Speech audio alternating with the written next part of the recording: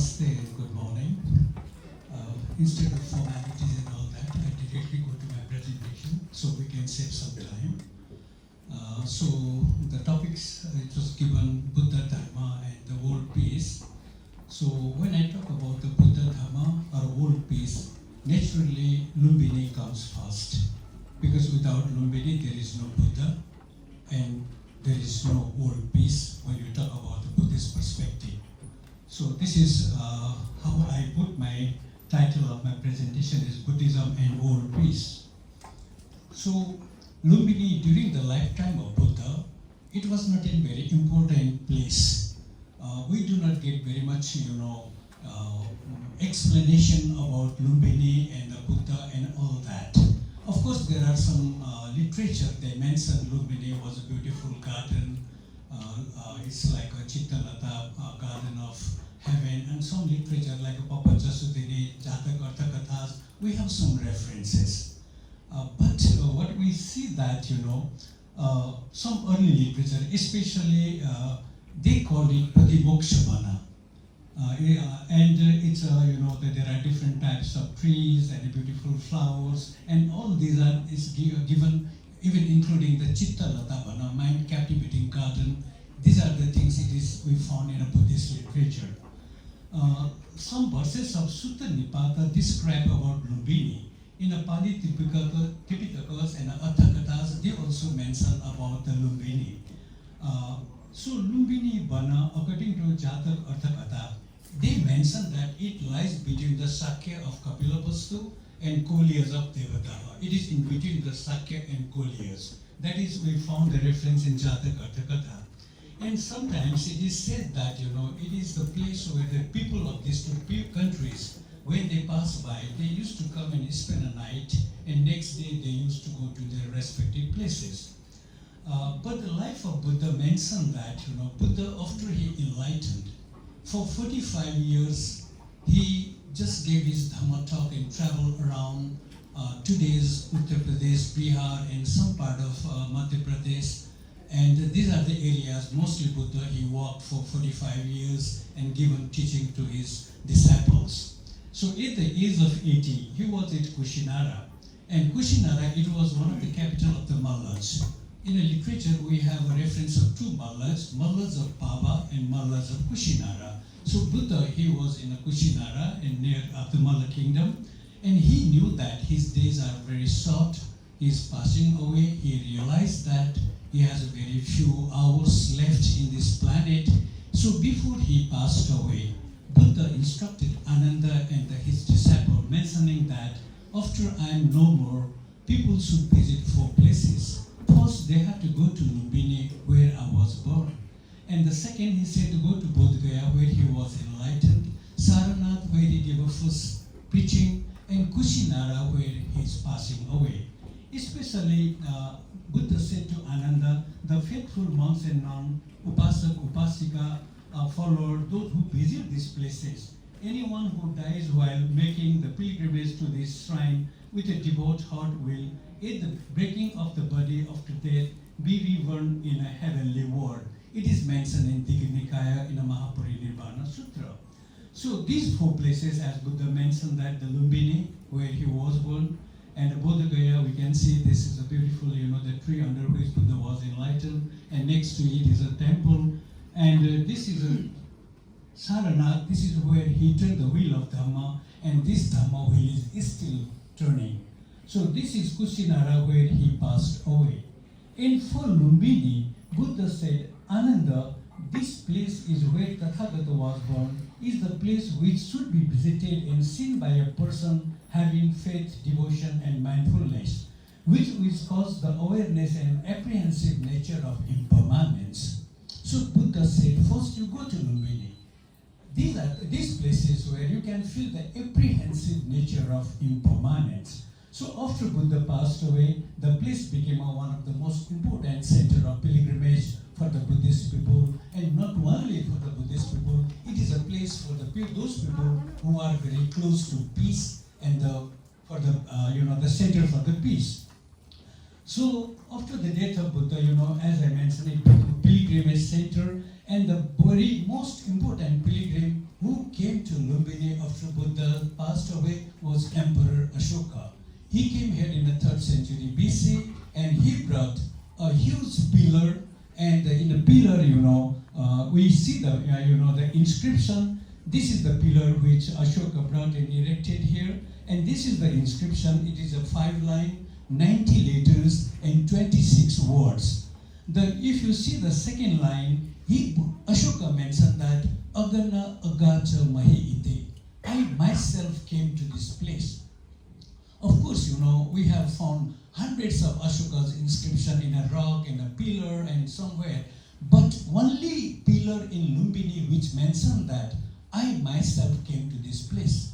We do not have these references in the Saranath or Kushinagar or Bodh Gaya and any other pillar inscription. Only in Lumbini, he proud to say that I came myself to Lumbini. Why I came? Second line, he said that he the Buddha Jati Sakya Muniti. Here the Sakyamuni Buddha was born. That's why I came here. The third line, he mentioned that Sila Bigada Vicha. That is a spot where Buddha came to the world. I worship that spot. That spot is marked by a stone. We call it Barbary stone today. And the fourth line, he mentioned that Lumbini Game. So from the Buddha's birth till Ashoka's visit, Lumbini name is continued. And not only that, even today we call it Lumbini. So I think Lumbini is the only place which is from 6th century BC to present day. It is in the same name. That there is no any changes. There is no any upper bound. So it is just a Lumbini to Lumbini now. So after Ashoka, we have some other pilgrims, very important pilgrims. They are from China, especially in the 4th century. We have a Jisengzi in the 4th century AD. And Jisengzi, he mentioned that I saw the exact spot of the Buddha, which is sealed by a stone. And Upasak Upasika, they are offering flour and sweet to that stone. So that means that the stone which we discovered in our Mayadevi temple excavation, Jisengzi, he saw that stone in the 4th century AD. And not only he said that there is a tree which Mother of Buddha clipped during the time of delivery. And he said the tree, if the tree is dead, Upasak Upasika bring the new tree and plant in the same place. And after that, we have a Fashion who came in the 5th century AD. He talked about the pond where Maya had a bath before giving birth to the Buddha. And he talked about that nativity tree, which is called the Ashoka tree. Jisengzi says that it is a Hushoka, that is a Ashoka. So the Fashion also mentioned that I saw the actual nativity tree which Mother of Buddha clipped during the time of Buddha. Then we have Xuanzang or Yuanchang or Huensang who came here in the 7th century AD. He also talked about the same pond, and he interestingly said that the tree which Mother of Buddha created is called the Ashoka tree, but the tree is already dead. It indicates that the replantation tradition which Jisengzi mentioned was discontinued when Xuanzang came to Lumbini. And after that, the last visitor we have recorded visitor was the Ripu Malla, a Nepali king from western Nepal. He came and he engraved his name on the top of the Ashoka pillar. And after that, Lumbini, after 14th century, slowly Lumbini was forgotten. There are some reasons. One reason is that, Hinduism started reviving in this area. Other reason is that slowly, Buddhism started declining in India. Like 1193, the Bhaktiar Khilji who came and he destroyed Nalanda University. From then, slowly the Buddhism started declining it. So Lumbini also forgotten and it became a densely overgrown Marsittarai forest. And it was in the 1896, December 1st, the first one German archaeological surveyor, Anton Führer, and with the help of one Nepali gentleman, Kharga Samser, who was a Bada Hakim of the Pa district, and they discovered Ashoka pillar, and they read the inscription that here the Sakyamuni Buddha was there. Then after that, very short period, we have one Indian archaeologist, P.C. Mukherjee, who was here in 1899 for a few days, and we got some reference of Lumbini. Very interestingly, in 1930s, the first time, the one Westerner, he arrived to Lumbini. He is a Wally Smith. He came to Lumbini. Unfortunately, he was promptly sent back because those days the Western visitors were not allowed in Nepalese Tarai. But somehow he managed to take a photograph of Ashoka pillar. This was like that, after Fodor and Ferguson said, they opened and the pillar was like that. Then after that, we have one more very important visitor to Lumbini was Giuseppe Tucci, who came to Lumbini in 1952. So he traveled on an elephant back from the hill town from Butol to Lumbini, Nepalese territory. And he traveled by elephant. And he mentioned that it took him from Butol to Lumbini is about the 32 kilometer. It took him 5 hours on the elephant back. So Tucci, when he arrived, he took some photograph of Lumbini. This is the pillar. This is the nativity sculpture which Maya is giving birth to the Buddha. And Tucci made one, Nepali scholar. This is the photograph from the Tucci's travel account. And after that, very interestingly, Pandit Nehru, Jawaharlal Nehru, who was the Prime Minister of India, he proposed in 1955 to make the Lumbini a beautiful garden. So Nehru wanted to make a garden, and not only that, Nehru, he just sent some, people, sent a team to Lumbini, and the 3 main points he wanted to clarify from the Nepal government. Whether Nepal would agree to have a park found in around Lumbini, and whether they could provide land for it. First. Secondly, whether Nepal could make a road connecting to the Indian border site. Indian border site means that is a Kakrahoa.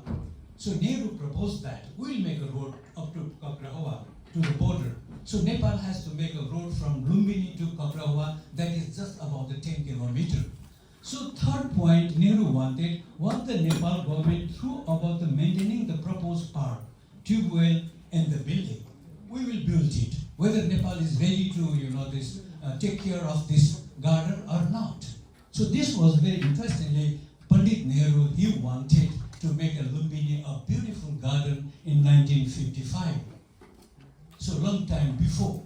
So at that time, the Indian government waited an answer from Kathmandu. Since Lumbini was on the Nepalese soil and Nepalese matters, Nehru concluded the idea is not temporary one, but to have a permanent park with the necessary accompaniments. We do not want to be a costly affair, but it should be decent and attractive. Later addition can be made out of the joint consent. So King Mahendra at that time, King Mahendra was the king of Nepal, and most probably King Mahendra positively responds the Nehru's proposal. But we do not find any activities which was carried out after that. Simply Nepal, they accepted it.